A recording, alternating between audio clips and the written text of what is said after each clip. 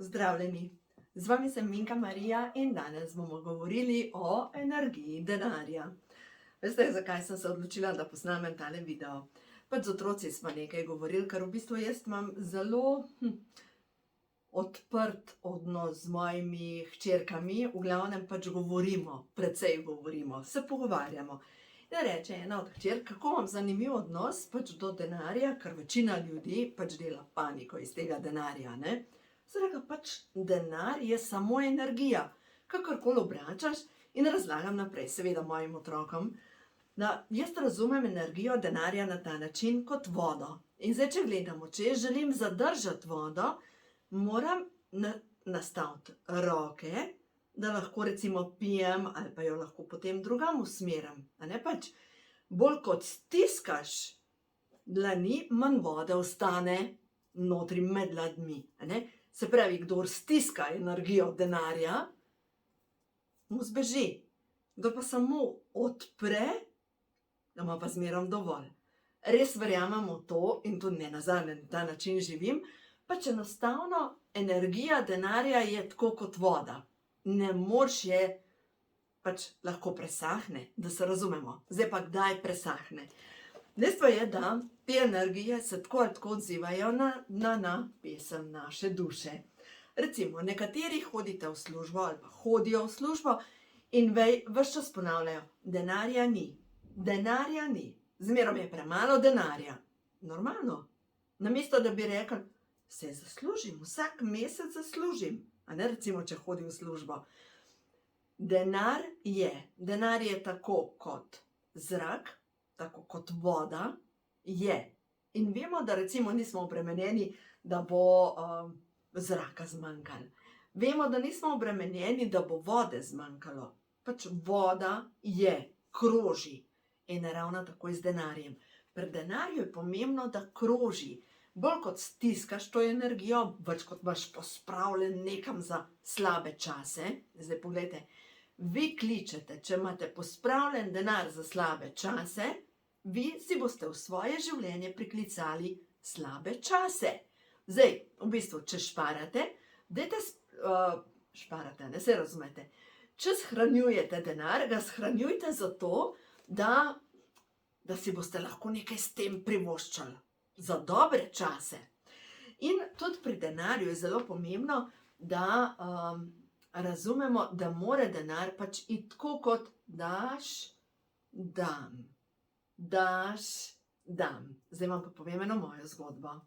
Leta nazaj sem sodelovala z nekim dekletom in to dekle eno veliko predavanje je organiziralo in imela je neko avanturo z nekim fantom in zanosila. V glavnem. In ona se je odločila, da bo naredila splav. Zdaj pa lejte, to so moja moralna prepričanja, jaz nikogar ne obsojam, ampak jaz sama ne podpiram tega. Ker verjamem, da pač energija, ne spet življenja, je dana. In vemo, da marsikdo se trudi imeti otroke in enostavno mu ni dano imeti otroka, nekdo drug pa dela splave. Pač, a ne, če si zanosila, daj ga v posvojitev, nekoga boš osrečila, ne? No, v glavnem. In ta punca se je odločila, da bo naredila splav. In točno datum za ta splav je imela takrat, ko je bilo to veliko predavanje. In takrat sem jaz uletela na to predavanje. In ne bi smela. Jaz takrat ne bi smela njej reševati njene riti. Dejansko, kar si zakuhala, reši sama. Ker poglejte, jaz mislim, da sem takrat s tem, ko sem se ponudila, da grem jaz narediti predavanje, posegla mogoče v njeno usodo. Ker ona je imela takrat na razpolago, se odloči za splav in zgubi denar. Ali se odloči za denar in obdrži otroka. In jaz sem pač posegla tukaj noter. In kar je bilo zanimivo? Zanimivo je bilo, da pač punca je naredila splav, najine poti so se ločile in jaz sem začela opazovati moj tok denarja. Pri istem delu ni bilo naročil, enostavno ni šlo nikamor. In po 3 letih sem prišla do tega, da sem dejansko razmišljala, katero položnico bom prej plačala, katero bom kasneje plačala. Enostavno ni mi laufalo. No? In to je bilo takrat v tem obdobju, ko sem pisala ta prvo knjigo, ko imajo hormoni žur. No, potem sem pa eno modro žensko poklicala in sem jo vprašala, a je možno, da je kakšna povezava s tem dekletom. Pač ona vidi energije, je pogledala energije in mi je potrdila. V osnovi sem jaz že sama vedela, da sem naredila na nek način karmični prekršek. No in v glavnem, seveda, pa je bil naslednje vprašanje je bilo, in kaj naj naredim, jaz se hočem tega rešiti. In ona pravi, da vidi, da bi jaz mogla podariti denar za zdravljenje za otroke. V redu, nisem pol naprej nič spraševala, ampak pol itak vprašaš intuicijo, svojo dušo, v glavnem in se pogovoriš, v glavnem sem dobila odgovor, pač preko svoje intuicije, da ta znesek, ki sem ga zaslužila potom te punce, to je bilo okrog 1000 evrov, pač podarim naprej. In a veste, kaj sem naredila?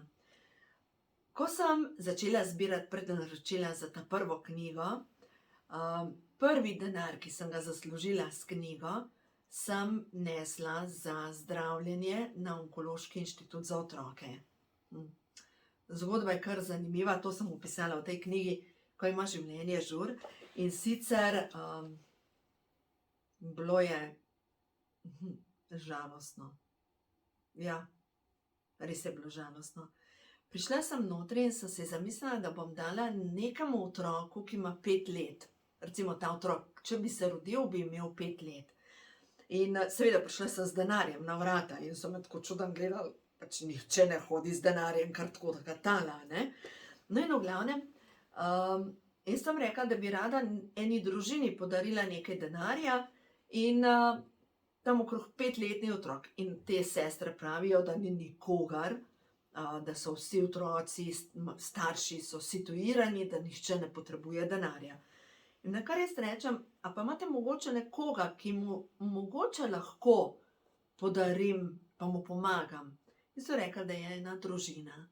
In ta družina, so me peljali do te družine, hčerka, ki je imela raka, je bila toliko stara kot moja dekleta. Imela je samo še par dolgih laskov gor na glavi, od kemoterapije, izžeta. Jaz sem ji dala enega angelčka, mami sem dala tisti denar. In je bilo tako moj občutek, da sem jim prinesla denar za pogreb. Tako zanimivo. In tudi, ko sem z mojimi dekleti govorila, kot veste, imam 3 hčerke, veste, kako smo lahko hvaležni, ta prva stvar za zdravje. A veste, kako smo lahko hvaležni? Mislim, da moramo predstavljati, kaj to pomeni, da ti otrok umira. Dobro, tisti, ki ste dali to skozi, seveda to veste, kako to izgleda. Ampak tisti, ki imamo zdrave otroke, tisti, če bi samo za to bili hvaležni v življenju, verjamem, da to že odpira vrata tudi izobilju. Pač gre se za to, da smo hvaležni za tiste samo po sebi umevne stvari. Zdaj pa, kje imamo pa največje probleme? Da dajemo energijo v to, česa ni. Ni denarja, ni tega, ni tega, ni tega, pa še za povrh je dec zoperan, nergači. Glejte, vse te energije, lepe energije, bežijo stran od nergačev. In zato je tako pomembno, da za začetek se umirimo in da začnemo gledati, kaj je. Ne vem, zame je obilje, izobilje, povsod, kamor pogledam. Pogledaš zdajle, tukaj na Primorskem že cvetijo češnje, pogledaš češnjo, cvetov, da jih ne moreš prešteti, a ni to obilje. Če pogledaš, ne vem, tudi kot dež pada, kapljic je toliko, da jih ne moreš prešteti, a ni to obilje. Ko pogledaš zdaj te drevesa, ko poganjajo te listke, a ni to obilje. Če se usedeš poleg reke ali poleg morja, a lahko prešteješ kapljice? Je nemogoče jih prešteti, ker je obilje. Mi smo naravnani, to je nek program v naši podzavesti, ki nam govori, da je pomanjkanje, da tega ni. in da je treba stiskati. In bolj kot stiskamo, bolj ni, bolj odteka. Treba šparati za slabe čase. Zato, dajte narediti z mišičnim testom, preizkusite pri sebi in preverite. Potrebo imam potem, da stiskam, se pravi stiskam, da sem skopuh. Skopuh do sebe, do drugih. Kdor je skopuh, sebi ne privošči. Sebi, a veste, kje se najbolj vidi to skopuštvo do sebe? Spodnje perilo ga nihče ne vidi, je to tako, pač skoraj nihče, ne? Dobro, če zase gledate, vi niste nihče. In točno potem se vidi, kakšen odnos imate do tega, kar mora biti skrito. Ko zase še rečete, saj zame še dober, saj zame to čisto vse v redu. In sploh spodnje perilo je lahko ponošeno, ali pa si enostavno rečete, ne, meni pripada to, zato da se jaz dobro počutam. In je par evrov na koncu koncev. Zanimiva je ta vibracija obilja, je povezana tudi s tem, kako jemo. Naše celice vibracijo obilja morajo občutiti, da začnejo oddajati odvečno maščobo. In kdor je naravnan na vibracijo pomanjkanja, pač more pojesti večje količine za slabe čase hrane. More pač delati zaloge, zato ker je v osnovi ga je strah glede preživetja. No, tako da pomembno je, da preverimo svoje podzavestne programe, kar se tiče denarja, ko govorimo o obilju, druga stvar, na splošno obilju, pa o pomanjkanju, pa o šparanju. No, te programe sem dejansko pisala v tej knjigi, Ko imaš življenje žur. Zdaj pa pojmo še na kakšno sporočilo iz kart Prehod v novo dobo, pa vam bom pol še par afirmacij povedala, za priklicati obilje v svoje življenje. Na vseh področjih. Tukaj se ne govori samo o energiji denarja, ampak ko si naravnan na obilje, ga vidiš. Ker to je energija, ki kipi okrog nas. No, da vidimo. Stvarstvo nam sporoča. Bitja svetlobe vas ljubijo, resnica, zanimivo, sami angeli prihajajo ven. Angelski glas, dovoljujem, da me vodijo nebesne sile. V sebi sem mirna, slišim vodstvo. In kaj si ta trenutek želite? V stanju ljubezni, veselja in hvaležnosti z lahkoto uresničujem svoje želje. Dovoljujem si, da vidim jasno in da vidim resnico. Zdaj pa pojmo na obilje. Napišite si nekaj afirmacij in jih začnite ponavljati. Danes sem govorila z eno gospo, ki imajo tako pač iz rok v usta. Iz rok v usta. Je rekla, veš, in tako težko si zapomnim neko afirmacijo o obilju in pol jo ne ponavljam.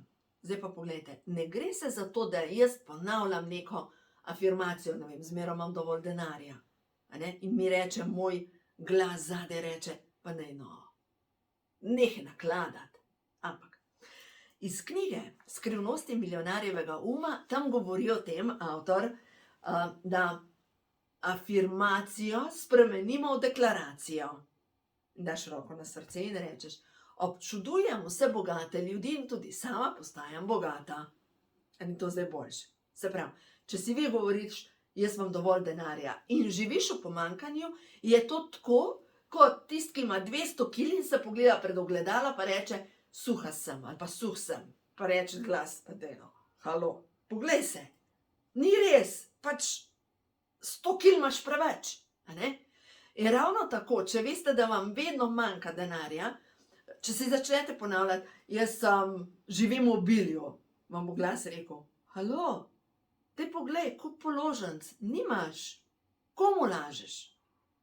Zdaj pa druga stvar pa je, ko pa vi naredite, začnete ponavljati. Občudujem vse bogate ljudi in tudi sama postajam vsak dan bolj bogata. In pa naredite kakšno navado bogatih ljudi. In kakšne so navade bogatih ljudi. Zdaj razmišljate, greš v restauracijo pa si naročiš pol hrane. Ne. Navade bogatih ljudi so prvo, da so prijazni. Navade bogatih ljudi so, da darujejo, da pomagajo, da dajejo, zdaj mi gre beseda tringel, se pravi napitnino, nekaj za povrh. No, in danes sem bila sem še z eno punco gorje, nohte sem šla delati. In v glavnem, ona ima tako en mečkan šparovček in jaz zmerom dam mečkan za povrh in rečem, no, pa še malo za povrh, da se pomnoži. Evro, 2, ampak če tako gledaš, če tisto, kar daš za povrh, da se zmnoži, zakaj pa ne? Kdor stiska, ta nima, kdor daje, dobi še več. To so zakoni narave. Tako da, zdaj pa afirmacije, ki vam bojo vsekakor pomagale pri obilju, to imate v kartah Prehodu na vodobo in je karta 26. Meni pripada izobilje vsega dobrega, izobilje dobrih odnosov, izobilje ljubezni, izobilje na finančnem področju, izobilje zdravja. Ozdravljena sem, odprta sem za nove ustvarjalne zamisli, ki bodo človeštvu koristile na številnih področjih. V izobilju sem poplačana za svoje delo, vse, kar potrebujem, z lahkoto prihaja v moje življenje. In naslednja je pa bogastvo. Bogastvo priteka k meni v slapovih obilja. Pa dajte prej še dovoljujem. Dovoljujem, da bogastvo priteka k meni v slapovih obilja. Za vse moje potrebe je poskrbljeno sedaj in do konca mojih dni. Denar je božanska snov, ker je vse iz enega duha. Snov in duh sta eno. Denar priteka k meni z veseljem in v neskončnem toku. Dovoljujem, da sem bogato plačana za svoje delo. No, zdaj pa pojdimo majčkeno še na tisto, ko mogoče ne znate zaračunati. Dobro. Kdor ne zna zaračunati, se prvo mora vprašati, če ima program, se to sem vam že govorila, ne? Nekatere dame, ki pridejo k meni na svetovanje, imajo program, da računajo samo kurbe. In one niso kurbe in zato dajo zastonj. Meni je to zmeraj tako smešno, jaz se da solz nasmejim. In zdaj, če težko računate, pomislite, če imate v svoji podzavesti mogoče program prostitutke oziroma če predelujete iz enega življenja, recimo beneško kurtizano. Ampak pomembno je, glejte, dajte to počistiti zaradi tega, ker jaz sem bila okarana strani ljudi, ki pač vidijo energije, ker sem leta nazaj delala marsikaj zastonj, pač nisem računala. Svetovanja nisem računala, pač nisem računala. Je bilo tako, je že dobro. In potem sem začela računati 50 evrov in v glavnem, če imate dar ali pa če imate talent, vi morate ovrednotiti svoje delo. Zakaj? Zato, ker ti daš in se mora nekaj vrniti v neki obliki. Se pravi, daš uslugo, izdelek, karkoli, se mora vrniti v neki drugi energiji, ki jo ti lahko uporabiš za svoje življenje. Recimo denar, če ga ti ne rabiš, ga lahko naprej podariš za dobrodelne namene. Ampak gre se za to, če ti nekaj delaš, moraš ovrednotiti, da dobiš in da pride, pač mora teči krogotok. Tudi pri energiji denarja ne more biti samo enostransko, da nekdo samo jemlje.